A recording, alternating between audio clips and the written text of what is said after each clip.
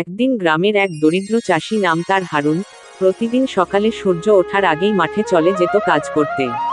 তার নিজের সামান্য একটা জমি ছিল, যেটা দিয়ে কোনোমতে সংসার চলত। স্ত্রী আর দুটি ছোট সন্তান নিয়ে জীবন ছিল খুব কষ্টের, কিন্তু হারুন ছিল পরিশ্রমী এবং সৎ মানুষ।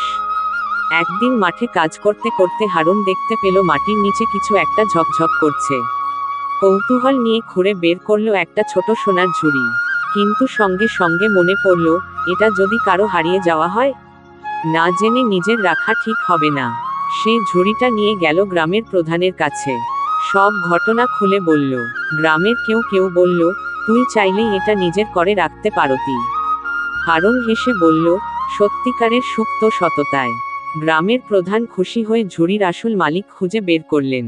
সেই ব্যক্তি হারুনের সততায় এতটাই মুগ্ধ হলেন যে তিনি ঝুড়ির অর্ধেক হারুনকে দিয়ে দিলেন। সেই সোনা দিয়ে হারুন জমি কিনল, তার জীবন বদলে গেল, কিন্তু সে আজও আগের মতোই সৎ আর পরিশ্রমী রয়ে গেল।